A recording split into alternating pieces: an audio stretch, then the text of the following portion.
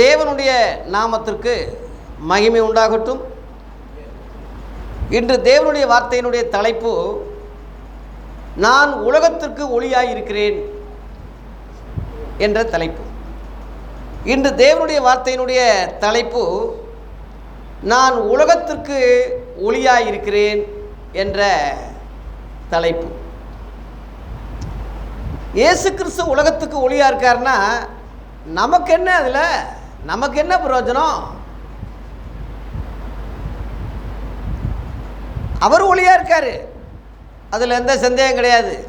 அதனால மனுமக்களுக்கு என்ன பலன், அதனால் என்ன பிரயோஜனம்? ஆற்று நிறைய தண்ணி போகுது, உண்மைதான்.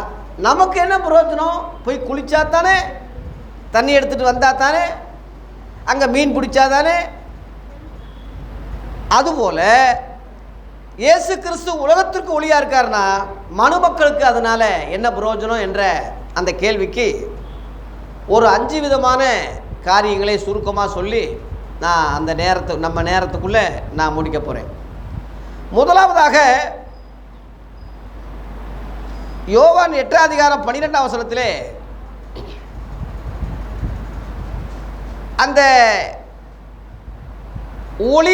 ஒளியாக இருக்கிற இயேசுவினிடத்திலே வருகிற மக்கள், விசுவாசிக்கிற மக்களுக்கு என்ன கிடைக்கும் என்று அங்கே சொல்லப்பட்டிருக்கு. கேவனிங்க. மறுபடியும் அந்த மைக்கை பயன்படுத்தினா சகோதரி,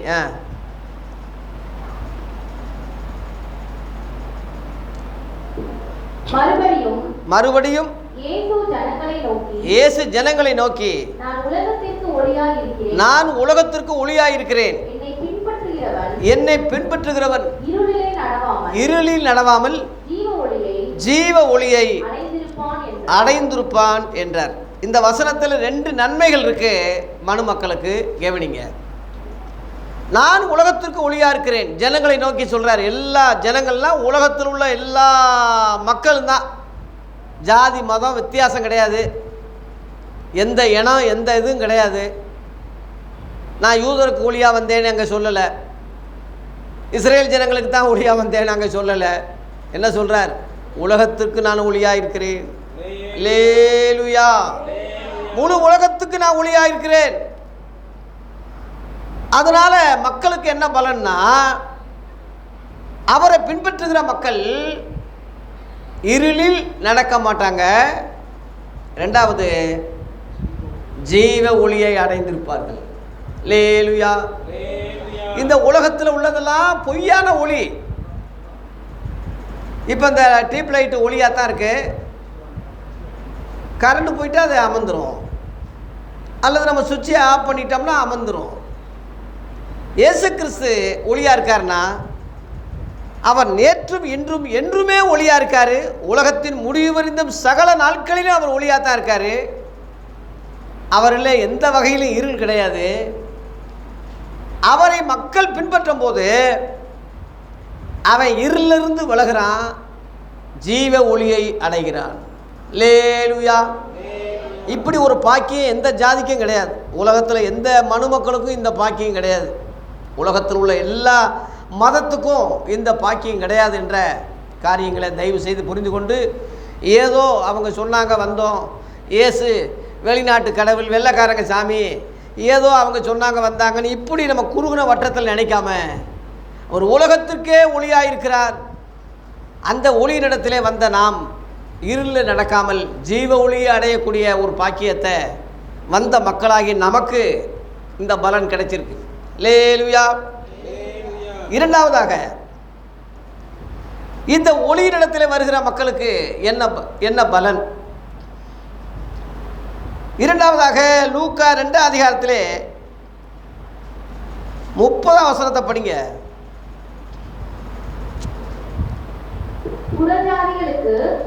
புறஜாதிகளுக்கு பிரகாசிக்கிற ஒளியாகவும்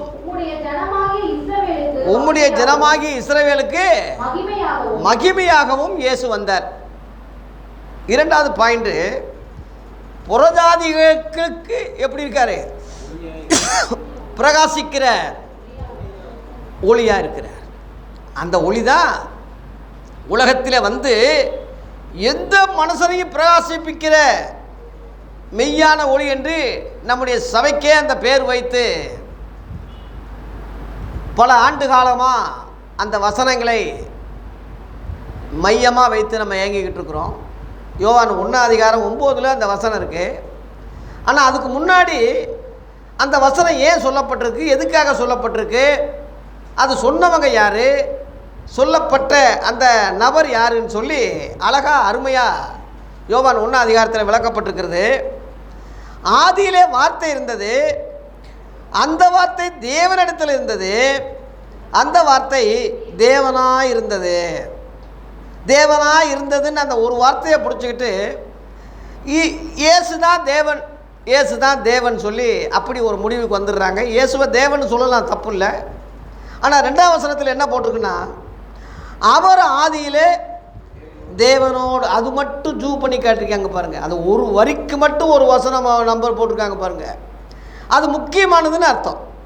அவர் ஆதியிலே தேவனோடு இருந்தார். எவர் தேவனோடு இருந்தவர்? யார்?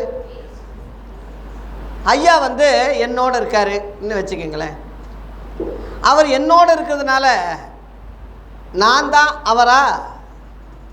இல்லையே, அவர் வேற, நான் வேற. என்னோடு அவர் இருக்கிறார், என் பக்கத்தில் உட்கார்ந்துருக்காரு. அது மாதிரி தேவனுடைய வலது பார்சத்தில் உட்கார்ந்துருக்கிற அவருக்கு சமமாக எண்ணப்பட்ட அந்த தேவகுமாரனாகிய இயேசுவை தான் இங்கே அவருன்னு சொல்லியிருக்கு.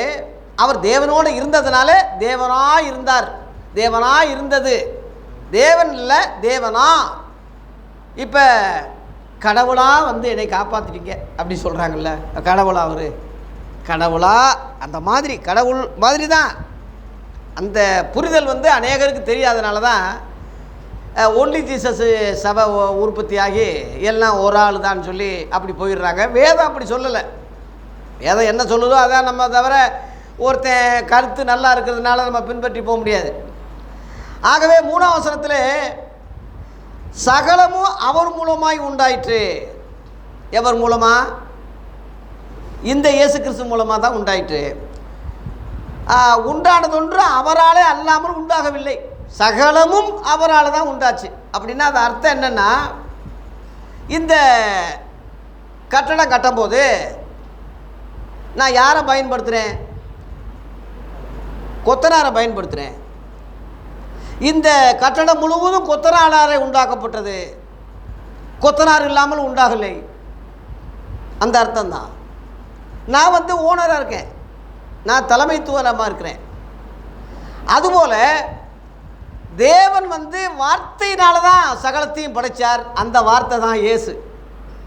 அதனால் ஒரு ஓனரு கொத்தனாரை பயன்படுத்துவது போல தேவன் ஆதியிலே வார்த்தையை பயன்படுத்தி இந்த உலகம் முழுவதையும் படைத்தார். அந்த வார்த்தை தான் ஆதியிலே தேவனோடு இருந்த வார்த்தைன்னு போட்டிருக்கு. அவருக்கு இயேசுன்னு பேர் அப்போ கிடையாது, மனுஷனாக வந்ததுனால அந்த பேர் இட்டாங்க. ஒரிஜினல் பேர் இயேசு கிடையாது, அது காரண பெயர். இயேசு என்பதற்கு பாவத்தை போக்கி ரட்சிக்கிறவர்னு அர்த்தம் சொல்லி மத்தேயு 1:21 இருக்குது. அந்த அர்த்தம்தான். அதுக்கு வர்றதுக்கு முன்னாடி அவர் வார்த்தையாக தான் இருந்தார். பரலோகத்தில் சாட்சியிடுகிற மூவர்னு சொல்லும் போது 1 யோவான் 5:7 பிதா பில்லி வச்சிருக்கு, வார்த்தை அங்கே பில்லி வச்சிருக்கு, பரிசுத்த ஆவி என்பவர்களே இம்மூவரும் ஒன்றாயிருக்கிறார்கள். ஐசக் இங்கே இருக்கான், இங்கே நான் இருக்கேன், இங்கிட்ட ஐயா இருக்கார், நாங்கள் 3 பேரும் இந்த புல்பிட்டில் ஒன்றாக இருக்கிறோம். அப்படின்னா ஒரு ஆள் அர்த்தம் இல்லை, நாங்கள் 3 பேர் தான் ஒன்றாக இருக்கிறோம்னா அர்த்தம் என்னென்னா, ஒரே ஊழியத்தில், ஒரே உபதேசத்தில், ஒரே செக்ஷனில், ஒரே சிந்தையில், ஒரே உபதேசத்தில் இருக்கிறோம். அந்த அர்த்தம்தான், அதில் ஒரு மனம்தான்.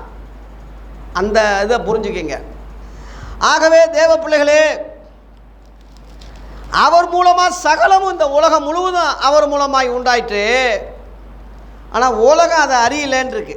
10ஆம் வசனத்தில் அவர் உலகத்தில் இருந்தார், உலகம் அவர் மூலமாய் உண்டாயிற்று, உலகமோ அவரை அறியவில்லை. தெரியல. எப்படி தெரியும்? தெரியாது.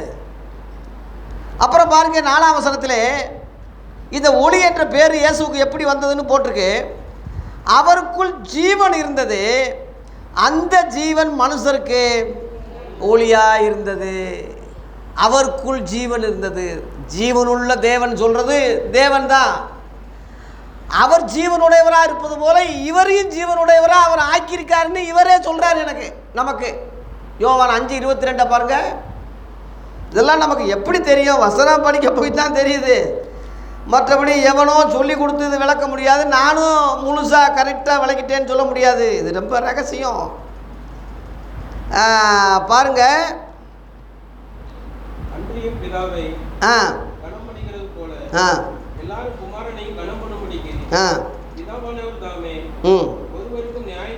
இந்த 26 படிங்க ஐயா. அதுலயே அதில் 25. ஏனெனில், இந்த வசனம் முக்கியமானது, படிங்க. ஏனெனில் பிதாவானவர் தம்மில் தாமே ஜீவனுடையவராய் இருக்கிறது போல குமாரனும் தம்மில் தாமே ஜீவனுடையவராய் இருக்கும்படி அருள் செய்திருக்கிறார். அல்லேலூயா. யாருக்காவது இது விளங்குமா? இந்த வசனம் புரியுமா? ஏதாவது? அருள்னா கிருபைன்னு அர்த்தம். கிருபை செஞ்சிருக்காரு, இலவசமாக அதை ஆக்கியிருக்காரு. அவர் ஒரு ஜீவனுள்ள தேவன் நம்ம சொல்கிறோம். உண்மை. ஜீவன்னா உயிருள்ள கடவுளாக இருக்கார். அதே போல் இயேசுவையும் உயிருள்ள தேவனாகவே அவர் செஞ்சிட்டாருன்னு இருக்கு. அதனால் இவரை தேவன் நம்ம சொல்லலாம், தப்பு இல்லை. அப்படித்தான் போட்டிருக்கு, தப்பு இல்லை. எபிரேயர் 1:9 போட்டிருக்கு. அங்கே பழைய ஏற்பாட்டில் தாவீது கிறிஸ்துவாகிய அந்த ராஜாவை பார்த்து ஒரு தீர்க்க தரிசனமாக பழைய ஏற்பாட்டில் சொன்னதை நம்ம நினைவு கூற வேண்டியதாக இருக்குது. எபிரேயர் 1:9 படிங்க.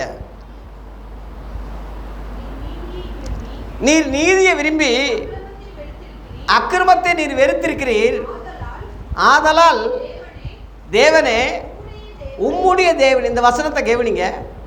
ஆதலால் தேவனேன்னு சொல்லி கிறிஸ்துவ சொல்லிட்டு உம்முடைய தேவன் உமது தோழரை பார்க்கலாம் உம்மை ஆனந்த தைலத்தினாலே அபிஷேகம் பண்ணினார். போதும். இந்த அபிஷேகம் பண்ணினார்னு சொல்றதுக்கு அர்த்தம் தான் கிறிஸ்துன்னு சொல்றது. அபிஷேகம் என்ற வார்த்தை தான் கிறிஸ்து. கிறிஸ்து என்றால் அபிஷேகம் பண்ணப்பட்டவர் அர்த்தம்.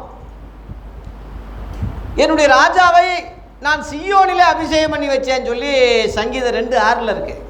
சியோன்னா பரலோகத்தில் இருக்கு. அது அந்த இடம் பரலோகத்தில் இருக்கு. அந்த இடத்துல அபிஷேகம் பண்ணி தேவன் இயேசுவை வச்சதுனால அவருக்கு கிறிஸ்து என்று பேர். அவரை தேவனைப் போலவே அவருக்கு ஜீவனுடையவராக இருப்பதுனால இருக்க தேவன் வச்சதுனால அவரும் தேவன் எனப்படலாம். அதான் என் தேவனே உம்முடைய தேவன் சொல்கிறான். இந்த 2 தேவன் அங்கே வருதில்ல. ஆனால் சரியாக எடுத்துக்கிட்டா, தேவன் எடுத்துக்கிட்டால் ஒருவர் தான். அந்த அர்த்தம் தான். ஆமாம். ஏன் ஐசக்க, என் மூத்த மகனை ஐசக் பால் அப்படின்னு சொல்லி அழைக்கலாம். அந்த அந்த பாலுன்னா என்னப்பான்னா எங்கள் அப்பான்னு அவன் சொல்லுவான். எங்கள் அப்பா பேர் அதில் சேர்த்துருக்கு. அந்த மாதிரி தான், அந்த மாதிரி தான் இயேசு அதை சொல்லியிருக்காரு. உயிர்த்தெழுந்த இயேசு யோவான் 20:17 மகதலேனா மரியாள் ஓடோடி வர்றா. இயேசுவை கட்டி தழுவி பாதங்களை தழுவ வர்றா. ஓடோடி வரும்போது என்னை தொடாத, உங்கள் தேவனிடத்துக்கும் என் தேவனிடத்துக்கும் உங்கள் பிதாவினிடத்துக்கும் என் பிதாவினிடத்துக்கும் நான் ஏறி போகிறேன், என் சகோதரர்களுக்கு அதை சொல்லுன்னு சொல்கிறேன். அல்லேலூயா. ஏன்னா என் பிதா என்னிலும் பெரியவர்னு சொல்லியிருக்காரு யோவான் 16:28. ஆகவே இந்த ரகசியங்களை திரும்ப திரும்ப உங்களுக்கு நான் சொல்கிறது காரணம் என்னென்னா, இதில் ரொம்ப நுண்ணிப்பாக அறிய வேண்டியது இருக்கிறதுனால நீங்கள் அறிய வேண்டியதாக இருக்குது. அப்போ இயேசு கிறிஸ்துவுக்குள் ஜீவன் இருந்ததுனால, தேவன் ஜீவனுடையவராய் இயேசுவை ஆக்குனதுனால, அந்த ஜீவன் தான் மனுஷருக்கு எப்படி இருக்குது? ஒளியாக இருக்கிறது. திரும்ப நீங்கள் யோவான் 1 அதிகாரத்துக்கு வாங்க. அந்த ஒளியானது அந்த 5ஆம் வசனம் பார்த்தீங்கன்னா, அந்த ஒளி இருளிலே பிரகாசிக்கிறது. இருளானது அது என்ன செய்யலை? பற்றி கொள்ளவில்லை. இருளில் வெளிச்சம் போடுறோம்னா இருள் வெளிச்சமாக மாறாது. வெளிச்சம்தான் வெளிச்சமாக இருக்கும். இருள் விலகி போய் இருளெல்லாம் ஒன்று சேர்ந்துடும். இருள் ஒளியாக மாறாது. இருளாக தான் இருக்கும். அதுபோல் இந்த உலகத்தில் இயேசு ஒளியாக இருக்கிறேன்னு சொல்லி வரும்போது அந்த இருட்டில் உள்ள அந்த அண்டர் கிரவுண்டில் வேலை செய்கிற பிசாசுடைய கிரிகள் உள்ளவங்கெல்லாம் இந்த வெளிச்சத்துக்கு வரமாட்டாங்க. ஏன்னா வந்தால் இங்கே குடிக்க முடியாதுல்ல. இங்கே வந்தால் ஜாலியாக சினிமா பார்க்க முடியாது. இங்கே ஜாலியாக தண்ணி அடிக்க முடியாது. கெட்ட வார்த்தை பேச முடியாது. சண்டை போட முடியாது. இங்கே அவன் இஷ்டத்துக்கு தெரிய முடியாது. அதனால் இங்கே வர மாட்டான். அவன் முடியாது. உண்மை உள்ளவன் தான் இங்கே வர முடியுமே தவிர எல்லாரும் வர முடியாது. இந்த ஒளியை பற்றி இயேசுவுக்கு முன்னாடி யோவான் ஸ்நானகன் சொன்னான்னு அங்கே போட்டிருக்கு, படிங்க. 6ஆம் வசனம். தேவனால் அனுப்பப்பட்ட ஒரு மனுஷன் இருந்தான். அவன் பேர் யோவான். அவன் தன்னால் எல்லாரும் விசுவாசிக்கும்படி அந்த ஒளியை குறித்து சாட்சி கொடுக்க சாட்சியாக வந்தான். அவன் அந்த ஒளி அல்ல, அந்த ஒளியை குறித்து சாட்சி கொடுக்க வந்தவனாய் இருந்தான். லேலுயா. ஆகவே நமக்கு இயேசுவுக்கு முன்னாடி எத்தனையோ பேர் சித்தர்கள் புலவர்கள்லாம் வந்தாங்க. அவங்கள தெய்வமாக கும்பிடுறாங்க தமிழக மக்கள், இந்தியர்கள். ஆனால் அவங்க தெய்வம் அல்ல. அந்த ஒளியை குறித்து அவங்க சாட்சி கொடுக்க சாட்சியாக வந்தாங்க. யோவான் ஸ்நானகன் மட்டும் நம்ம பைபிளில் இருக்கிறதுனால சொல்கிறோம். பைபிளில் இல்லாத, புதிய ஏற்பாட்டில் இல்லாத நம்முடைய தமிழ் புலவர்கள் ஏறக்குறைய 18 புலவர்கள் இருக்காங்க. அந்த 18 புலவர்கள் ஏறக்குறைய இந்த ஒளியை பற்றி சொல்லியிருக்காங்களே, பாடியிருக்காங்களே. வணங்குவாய் ஜெகஜோதி ஒருவனாகி அகஸ்திய முனிவர் சொல்லியிருக்காரு. ஒளியை பற்றி பாம்பாடி சித்தர், கடுவழி சித்தர், பட்டினத்தார் ஏகப்பட்ட பாடல்கள் இந்த ஒளியை பற்றி சொல்லியிருக்காங்க. அருள் பெருஞ்சோதி தனிப்பெரும் கருணை என்று ராமலிங்க அடிகளார் வள்ளலார் சொல்லியிருக்கிறாரு. எல்லாமே இந்த ஒளியை பற்றி தான் சொல்கிறாங்க. கடவுள் ஒளியாக இருக்கார் எல்லாம் ஒத்துக்கிறாங்க. ஆனால் அவங்கெல்லாம் கடவுளாக முடியாது. அந்த ஒளியை பற்றி அவங்க சாட்சி கொடுக்க சாட்சியாக வந்தாங்க. ஏன்னா தேவன் யூதருக்கு மாத்திரமல்ல, புறஜாதிகளுக்கும் அவர் தேவனாக இருக்கிறதுனால, முழு உலகத்துக்கும் அவர் தேவனாக இருக்கிறதுனால, யூதர்களுக்கு மட்டும் சொல்லப்பட்ட வசனத்தை மட்டும் பிடிச்சிக்கிட்டு அவங்க சொன்னதுனால இவர் அவர் தான் சொல்லாமல் வெளிப்படையாக வெளியே கூட நிறையா புலவர்கள் சொன்னதாக, இந்த கடவுளை பற்றி சொன்னதாக குறிப்புகள் உள்ளதை நம்ம ஏற்றுக்கொண்டு தான் ஆகணும். அதுவும் பவுல் சொன்னதுனால நம்ம அதை உறுதிப்படுத்த வேண்டியதாக இருக்கு. அப்போஸ்தலர் 17:28 சொல்லியிருக்கான். அப்போஸ்தலர் 17:28 படிங்க. அவருக்குள் நாம் பிழைக்கிறோம், தேவனுக்குள்ள எல்லாரும் பிழைக்கிறோம், அசைகிறோம், இருக்கிறோம். அப்படியே இந்த வசனத்தை நோட் பண்ணுங்க. உங்கள் புலவர்களிலும் சிலர் நாம் அவருடைய சந்ததியார் என்று சொல்லியிருக்கிறார்கள். போதும். புலவர்கள், உங்கள் புலவர்கள்னா அத்தனைய பட்டணம். அங்கே 23 பார்த்தீங்கன்னா அறியப்படாத தேவனும் ஒரு பலிபட வச்சு கும்பிட்டுக்கிட்டு இருக்காங்க. அந்த மக்களை பார்த்து தான் பவுல் சொல்கிறான், உங்கள் புலவர்களும் கூட இந்த கடவுளை பற்றி சொல்லியிருக்காங்க. அப்போ எல்லா வேதங்களையும் அவன் படித்ததுனால தானே தெரிய போய்த்தானே. அதைத்தான் நான் சொல்கிறேன். உள்ளம் பெருங்கோயில், ஊனுடம்பு தேவாலயம், வள்ளல் பெருனாருக்கு வாய் கோபுர வாசல். உள்ளத்திலே அந்த இறைவன் இருக்கிறார். உள்ளத்திலே ஜோதி வடிவமானவர், அருள் பெருஞ்சோதி தனிப்பெரும் கருணை. கடவுள் எப்பயுமே ஒளியாக இருக்கார். ரொம்ப அருமையான ஒரு தத்துவத்தை நம்ம புலவர்கள் சொல்லியிருக்காங்க. இந்து புலவர்கள் சொல்கிறதுனால வேறு மதம்னு நினைக்காதுங்க. இந்துன்னு சொல்கிறதே ஒரு மதம் அல்ல. அதை புரிஞ்சுக்கங்க. இந்துன்னு சொல்கிறது நம்ம தேசத்தின் பேர். எஸ்தர் 1:1 போட்டிருக்கு. இந்து தேசம் முதல் எத்தியோப்பியா தேசம் வரைக்கும் இருக்குது. அது ஆங்கில பைபிளில் இந்தியான்னு போட்டிருக்கு. அதில் நம்ம இந்தியா தான். நம்ம இந்து தேசம் சொல்கிறது நம்ம நாடு தான். அது மதமாக ஆக்கிட்டாங்களே தவிர அதனால அது மதம் ஆகாது. அதனால் நம்ம எல்லாம் இந்துன்னு சொல்லக்கூடாது அப்படின்னு சொல்லாதீங்க. நம்ம இந்துக்கள் தான். எது இந்த இந்தியாக்குரியவங்கன்னு அர்த்தம். அதனால தான் பாரத நாடுன்னு பல்ட்டி அடிக்கிறான். அப்படி ஒரு பரதன் ஆண்டதாக எந்த ஆதாரமும் கிடையாது. ராமர் கோயிலில் 22ஆம் தேதி இப்போ டெடிகேட் பண்ண போகிறாங்க. எந்த ஆதாரமும் கிடையாது. அது வந்து இதிகாசம், சொல்லப்பட்டு வருகிற புராண கதை, இதிகாசம். அந்த கற்பனையை வச்சு நிஜமான ஒரு பாபர் மசூதியை இடித்து, நிஜமாக இருந்த ஒரு மசூதியை இடித்து கற்பனையில் சொல்லப்பட்ட கோயிலை கட்டியிருக்காங்கன்னா அதுக்கு ஒரு டெடிகேட் பண்ணுறாங்களா? இது மதசார்பற்ற நாடுன்னு எப்படி சொல்ல முடியும்? வேதனையான ஒரு காரியம். இன்றைய நம்ம தமிழக அரசாங்கம் அதை எதிர்த்திருக்காங்க. அதுக்கு கலந்து கொள்ளக்கூடாதுன்னு சொல்லியிருக்காங்க. இந்தியா கூட்டணி என்ற ஒரு மாபெரும் கூட்டணி அதை புறக்கணிச்சிருக்காங்க. இன்றைக்கு அதுக்கு விரோதமாக இன்றைக்கி அவங்க டெடிகேட் பண்ண போகிறாங்க 22ஆம் தேதியில். இந்த மாதத்தில் 3 அடுக்கு, ஒவ்வொரு அடுக்கும் 106 தூண்கள், 2வது அடுக்கு 106 தூண்கள், 3வது அடுக்கு 106 தூண்கள், 6 6 6 666 வர்றதை நோட் பண்ணிக்கிங்க. போன 19ஆம் தேதி ஆந்திராவில் அம்பேத்கர் சிலையை அங்கே ஜெகன்மோகன் ரெட்டி திறந்திருக்காரு. உயரம் வந்து 206. அந்த 6 தான் அங்கே வர்றது. கவனிங்க, இவைகள் முழுவதும் 6 6 வர்றதுக்கு காரணம் அந்தி கிறிஸ்து முழு உலகத்தையும் ஆள போகிறான். அதுக்கு தான் ஒரே நாடு ஒரே தேர்தல்னு இப்போ பகிரங்கமாக சொல்கிறாங்க. ஒரே நாடாக இருந்தால் தானே, ஒரே தேர்தலாக இருந்தால் தானே அதுக்கு தலைவனாக அந்தி கிறிஸ்து வந்து உட்கார முடியும்.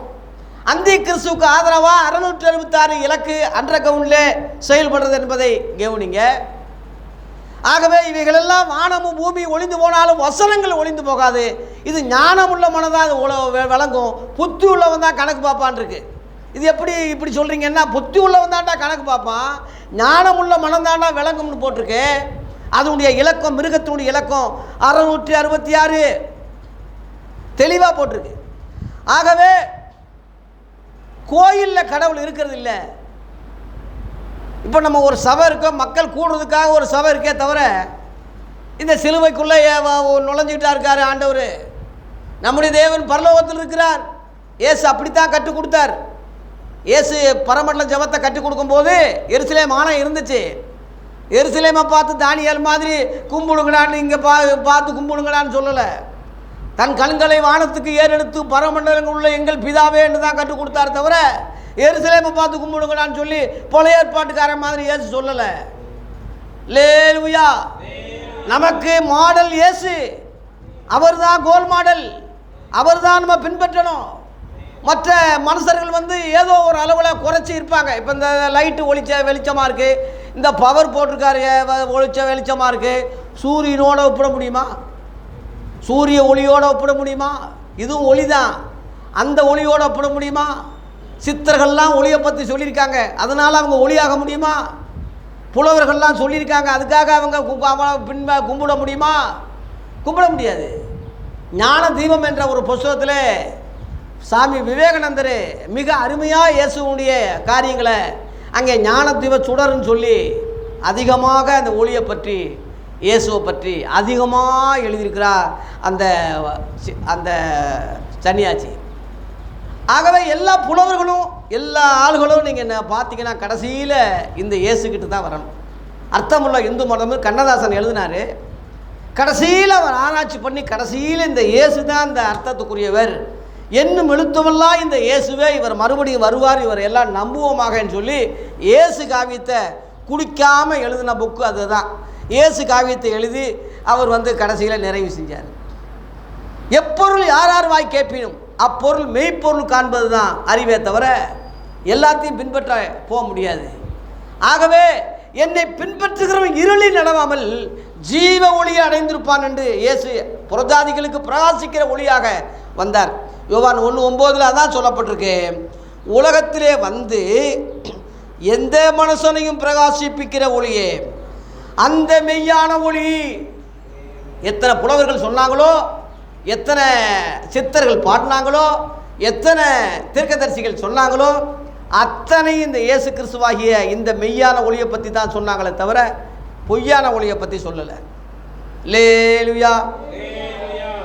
ஆகவே தேவ பிள்ளைகளே, இயேசு கிறிஸ்து மெய்யான ஒளியாக இருக்கிறார். இவரை அண்டி வருகிற மக்கள் ஜீவ ஒளியை அடைவார்கள். பிரகாசிக்க பண்ணக்கூடிய அளவில் அவங்க வாழ்க்கை மாறும். மூன்றாவதாக மனிதர்களுக்கு இவரை பின்பற்றுவதனால என்ன பலன்? மூன்றாவது 1 யோவான் 5ஆம் அதிகாரத்தில் 7ஆம் வசனம் பாருங்க. இல்லை 1 யோவானில் 1ஆம் அதிகாரம். ஐயா 5ஆம் அதிகாரம் சொல்லிட்டேன். 1ஆம் அதிகாரம் 1 யோவானில் 1ஆம் அதிகாரத்தில் 5ஆம் வசனம் பாருங்க. தேவன் ஒளியாய் இருக்கிறார், எந்த வகையிலும் அவர்கிட்ட இருள் கிடையாது. இது நாங்கள் நேரடியாக அவர்கிட்ட கேட்டு உங்களுக்கு அறிவிக்கிற விசேஷமாக இருக்கிறது. அல்லேலூயா. ஆதி அப்போஸ்தலர்கள் சொன்ன விசேஷ காரியமே இதாக தான் இருந்ததுன்னு சொல்கிறாங்க. அதில் பாருங்க 7ஆம் வசனம் பாருங்க. 7 அவர் ஒளியில் இருக்கிறது போல நாமளும் ஒளியில் நடந்தா ஒருவரோடு ஒருவர் ஐக்கியப்பட்டிருப்போம். அது என்ன ஐக்கியம்? அதில் 3ஆம் வசனம் படிங்க. அதுலயே 3ஆம் வசனம். நீங்களும் எங்களோட ஐக்கியமுள்ளவர்களாகும்படி நாங்கள் கண்டும் கேட்டும் இருக்கிறதை உங்களுக்கு அறிவிக்கிறோம். எங்களுடைய ஐக்கியம் பிதாவோடும் அவருடைய குமாரனாகிய இயேசு கிறிஸ்துவோடும் இருக்கிறது.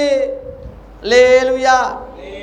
இந்த ஒளியினிடத்தில் வருகிற சத்தியத்தினிடத்தில் வருகிற அந்த மக்களுக்கு என்ன பலன் கிடைக்குதுன்னா, தேவனோட ஐக்கியம் கொள்கிறான், இயேசு கிறிஸ்துவோட ஐக்கியம் கொள்கிறான். மூன்றாவது ஆதி அப்போஸ்தல உபதேசத்திலே அவன் ஐக்கியம் கொள்கிறான். அல்லேலூயா. இந்த 3 ஐக்கியங்கள் இந்த ஒளியினிடத்தில் வருகிறவங்களுக்கு பலனாக கிடைக்குது. தேவன் யாரு? இயேசு யாரு? அவரால் நியமிக்கப்பட்ட ஆதி அப்போஸ்தலர்கள் ஐக்கியம் என்ன? இந்த புரிதல் முழுவதும் இந்த ஒளியினிடத்தில் வருகிறவர்களுக்கு கிடைக்குது. கிடைக்கணும். கிடைக்கலன்னா நீ ஒளியிட்ட வரலன்னு அர்த்தம். ஒளியிடத்தில் வருகிறவர்கள் இயேசுவுடன் தேவனுடன் ஆதி அப்போஸ்தலருடன் ஐக்கியம் கொள்கிறார்கள். இந்த புரிதல் அவங்களுக்கு கண்டிப்பாக விளங்கும், புரியும். இதுக்கெல்லாம் பெரிய அறிவு படிப்பெல்லாம் தேவையில்லை. தேவன் அவங்க மனக்கண்களை திறந்து அறிய செய்வார். அல்லேலூயா. நான்காவதாக இந்த ஒளியினிடத்தில் வருகிற மக்களுக்கு என்ன பலன்? 1 யோவான் 2ஆம் அதிகாரத்திலே 1 யோவானில் 2ஆம் அதிகாரத்தில் 8, 9 படிங்க. மேலும் நான் புதிய கற்பனையும் உங்களுக்கு நான் எழுதுகிறேன். இது அவருக்குள்ளும் உங்களுக்குள்ளும் மெய்யாய் இருக்கிறது. ஏனென்றால் இருள் நீங்கி போகிறது, மெய்யான ஒளி இப்பொழுது பிரகாசிக்கிறது. ஒளியில ஒருத்தன் இருக்கிறேன்னு சொல்லியும் அவன் சகோதரனை பகைச்சா இதுவரைக்கும் அவன் இருளில் தான் இருக்கான். அன்பு கூறுகிறவன் ஒளியிலே அவன் நிலை கொண்டிருக்கிறான். அல்லேலூயா. ஆகவே இந்த ஒளி நிலத்தில் வருகிறவன் புதிய கற்பனையை பெறுகிறான். 4வது பாயிண்ட், புதிய கற்பனை. அதாவது புதிய உடன்படிக்கை, புதிய ஏற்பாடு, புதிய எருசலேம், புதிய உடன்படிக்கை, புதிய சிருஷ்டி, புதிய வானம், புதிய பூமி, புதிய இருதயம், புதிய மனுஷன், இப்படி எப்படியோ எவ்வளவோ சொல்லலாம். இந்த புது அனுபவத்துக்கு, புது சிருஷ்டிக்கு, புதிய அனுபவங்களுக்கு இந்த ஒளியினிடத்தில் வருகிறவன் அந்த பாக்கியத்தை பெறுகிறான். அதான் புதிய கற்பனைன்னு சொல்லி அங்கே ஆரம்பத்தில் எழுதுகிறாங்க இல்லையா? ஆகவே இந்த ஒளியினிடத்தில் வருகிறவர்கள் புதிய கற்பனைகள் பெறுகிறார்கள். இங்கே பழைய ஏற்பாட்டுக்கும் புதிய ஏற்பாட்டுக்கும் வித்தியாசம் தெரியாதபடி அநேகர் ஒளிக்கும் இருளுக்கும் வித்தியாசம் தெரியாதபடி இருக்கிறாங்க. ஒளின்னா என்ன, இருள்னா என்ன வித்தியாசம் தெரியல. ஒளிக்கு இருளுக்கு ஐக்கியமேது? விக்கிரக ஆராதனைக்கு ஜீவனுள்ள தேவனுக்கு என்ன சம்பந்தம்? அவிசுவாசுடனே விசுவாசிக்கு பங்கு ஏதுன்னு போட்டிருக்கு. ஆகவே தேவ பிள்ளைகளே, பழைய ஏற்பாட்டுக்கும் புதிய ஏற்பாட்டுக்கும் வித்தியாசத்தை புரிகிற மக்கள் இந்த ஒளி இடத்துல வரும்போது புதிய கற்பனையை பெறுகிறார். அல்லேலூயா. 5வதாக சொல்லி முடிக்கிறேன். 5வதாக யோவான் 3ஆம் அதிகாரத்தை எடுத்துக்கொள்ளுங்க. 5வது நான் நிறைவு செய்கிறேன். 3ஆம் அதிகாரத்தில் 19 21 வரை படித்து நம்ம நிறைவு செய்ய போகிறோம். 3வது, இந்த ஒளியினிடத்தில் வருகிறவர்கள் என்ன நன்மை அடைகிறார்கள்? ஒளியானது உலகத்திலே வந்திருந்தும், இந்த வசனம் பாருங்க, மனுஷனுடைய கிரியைகள் பொல்லாதவைகளாய் இருக்கிறதுனால அவர்கள் ஒளியை பார்க்கிலும் இருளை விரும்புகிறதே அந்த ஆக்கினி தீர்ப்புக்கு காரணமாயிருக்கு. ஆக்கினி தீர்ப்புனா தண்டனைனா அக்கினி கடலுக்கு போகிறது. ஏன் ஒரு கூட்டத்தை அக்கினி கடலுக்கு தள்ளுறாரு? ஒரு கேள்வி. கடவுள் அன்பான ஆண்டவர் ஒரு கூட்டத்தையும் பரலோகத்துக்கும் ஒரு கூட்டத்துக்கும் அக்கினி கடலுக்கு ஏன் தள்ளுறாரு அப்படின்னு சிலர் கேட்குறாங்க இல்லையா? தேவன் பொறுப்பே கிடையாது. அவங்களே சொந்த காசில் சூனியை வச்சுக்கிட்ட மாதிரி தான், அவங்களே ஆப்பு வச்ச மாதிரி தான். இந்த போட்டுக்கு பாருங்கள், ஒளியானது உலகத்திலே வந்திருந்தும் மனசுடைய கிரிகள் பொல்லாததாக இருந்ததுனாலே அந்த பொல்லாப்பை விட்டு மனம் திரும்ப அவனுக்கு விருப்பம் இல்லாமல் அவங்க ஒளியை பார்க்கலும் என்ன விரும்புகிறாங்க? இருளை தான் விரும்புகிறாங்க. அந்த இருளை விரும்புகிறதே அந்த தண்டனைக்கு காரணம். இந்த கரண்டில் கையை வைக்காதடான்னு நான் சொல்கிறேன். அவன் மீறி அப்படித்தான் வைப்பேன்னு சொல்லி கையை வச்சதே அவன் மரணத்துக்கு காரணமே தவிர நான் அல்ல. அப்போ ஏன் கரண்ட் அங்கே வச்சிங்கன்னா, கரண்ட் இருந்தால் வீட்டுக்கு உபயோகமாகும், மோட்ரு ஓடும், ஃபேன் ஓடும், லைட்டு ஓடும், நன்மைக்கு தான் அதை வச்சுருக்கேன். அதை போய் நீ சட்டவிரோதமான காரியங்களில் நீ ஈடுபட்டு விரோதமாக போய் நீ செத்தா கடவுள் அதுக்கு பொறுப்பாக முடியாது. ஏன் அந்த கனியை ஏன் வச்சார்? சிலர் கேட்குறாங்க. ஆதாம எல்லாம் கொடுத்தது சரி, அந்த நன்மை தன்மை அறியத்தக்க கனியை மட்டும் அங்கே ஏன் வச்சார்னா, ஏன் இவன் வச்ச சட்டமா? ஒன்றுமே இல்லாட்டினா அவன் இஷ்டத்துக்கு போவான்ல. 150 மைல் வேகமாக போகிறதுக்கெல்லாம் காரில் இருக்குது, பைக்கில் வச்சுருக்காங்க. ஏன் பிரேக்குன்னு ஏன் வச்சுருக்கான்? பிரேக்குன்னு ஏன் சடன் பிரேக்குன்னு ஏன் வச்சுருக்கான்? அதனால் அவனை சோதிக்கும்படி, இந்த பழத்தை தொடாதாப்பான்னு சொல்லிட்டு தொடுறானா இல்லையான்னு அவனை சோதிக்கத்தான் இருக்கே தவிர, கீழ்ப்படுகிறானா இல்லையான்னு சொல்கிறதுக்கு தான் அந்த காரியம் செஞ்சார் தவிர அவன் அழிஞ்சு போகிறதுக்கு செய்யலை. தேவன் அந்த விருப்பமே கிடையாது. அதனால் இவனாத்தான் இவன் கெட்டு போகிறானே தவிர தேவன் அதுக்கு பொறுப்பே அல்ல. இவன் கெட்டு போகாமல் இருக்கிறதுக்கு தான் குமாரனை அனுப்பினார். 17ஆம் வசனத்தில் பார்த்தீங்கன்னா, உலகத்தை ஆக்கினிக்குள்ளாக தீர்க்கும்படி தேவன் தம்முடைய குமாரனை உலகத்தில் அனுப்பாமல் அவராலே உலகம் ரட்சிக்கப்படுவதற்காகவே அவரை அனுப்பினார். அதுக்காகத்தான் அனுப்பினார். கெட்டு போகிறதுக்கு அனுப்பல, அதுக்காகத்தான் அனுப்பினார், ரட்சிக்கத்தான் அனுப்பினார். தண்டனை அப்போ ஏன் வருது?